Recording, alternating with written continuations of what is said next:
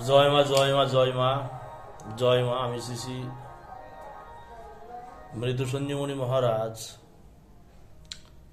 আমি একটি কাজ করলাম, বুঝতে পারছেন কাজটি কি? কাজটি একটি বশীকরণ রিলেটেড একটি কাজ। হ্যাঁ, একটি বশীকরণ রিলেটেড কাজ এই কাজটি করা হলো, এবং কাজটি অত্যন্ত শক্তিপ্রদ একটি কাজ। এই কাজটি বশীকরণ রিলেটেড একটি মহা শক্তিধর এবং আশ্চর্যজনক একটি ক্রিয়া, যেটি আপনাদের সান্নিধ্যে আমি প্রয়োগ করলাম বা করলাম। আচ্ছা, এবার সর্বোপরি যে বিষয় নিয়ে আপনাদের সান্নিধ্যে আমি চলে এসেছি সেটা আমি খুলবো, মনোযোগ সহকারে আপনারা দেখবেন।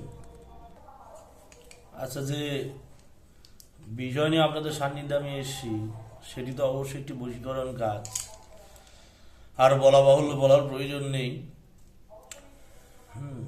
বশীকরণ কাজ যেটি খুব পাওয়ারফুল কাজ। দেখা যাচ্ছে কোনো নারী বা পুরুষকে আকর্ষণ করতে পারছেন না, এটি কি নারী বা পুরুষের আকর্ষণের চান্ডালি একটি মন্ত্র। নারী বা পুরুষ আকর্ষণে একটি চান্ডালি মন্ত্র। বলছে এই উপরোক্ত মন্ত্রটি দিয়ে আপনি সবচাইতে সহজে যে কোনো নারী, যে কোনো বালিকাকে বা যে কোনো পুরুষকে দ্রুততম সময়ে নিজের বশে আনতে পারবেন, এবং আপনার প্রেম জালে তাকে আবদ্ধ করে রাখতে পারবেন, এমন একটি মন্ত্র। এই মন্ত্রটা খুব সহজলভ্য, এবং এই মন্ত্রতে কাজ করতে পারলে অত দ্রুততম একটি ফল পাওয়া যায়। মানে এইটি যদি কাজ করতে পারলেন তাহলে অতি দ্রুততম একটি ফল পাওয়া যায়, দ্রুততম একটি রেজাল্ট পাওয়া যায়।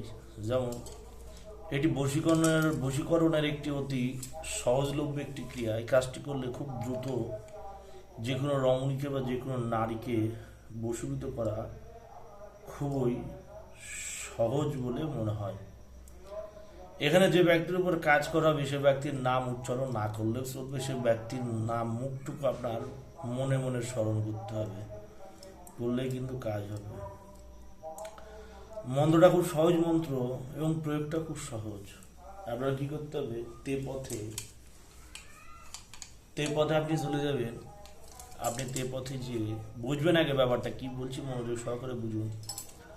আপনি তে পথে চলে যাবেন। তে পথে যেয়ে আপনি তে পথ থেকে একটু ধুলি সংগ্রহ করে নিয়ে আসবেন।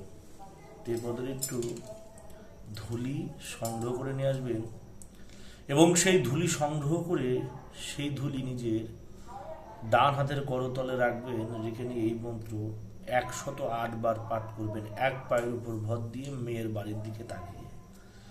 এক পায়ে ভর করে মেয়ের বাড়ির দিকে তাকিয়ে, মানে বাম পায়ের ভরে দাঁড়াতে হবে, বকের মতো করে দাঁড়িয়ে। এই মন্ত্র আপনার 108 বার করে 108টি ফু দেবেন।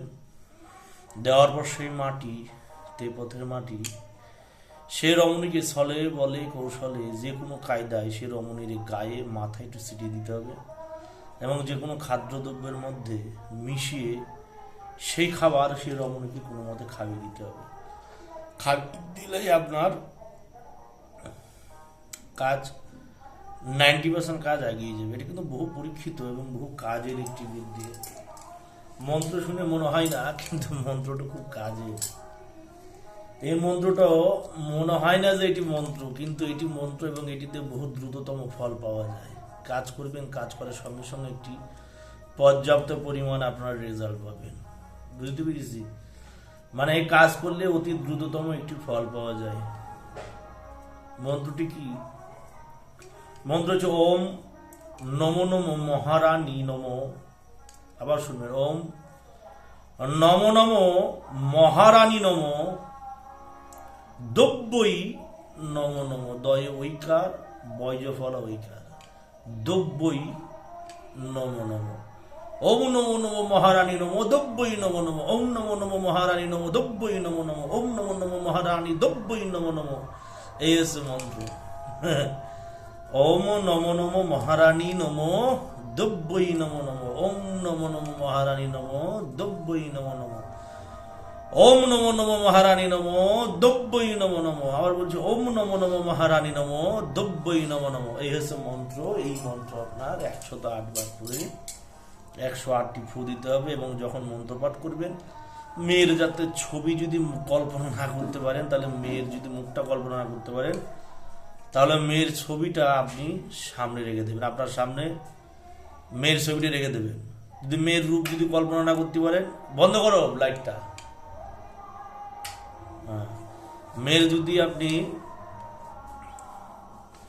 আমার গুরুদেব রায় লিখেছে না, যদি মেয়ের রূপটা মনে না থাকে, তাহলে আপনি সেই মেয়ের ছবি সামনে রেখে ছবির দিকে তাকিয়ে মন্ত্রটি পড়বেন, তাহলে মেয়েটার মুখটা আপনার স্মরণে থাকবে।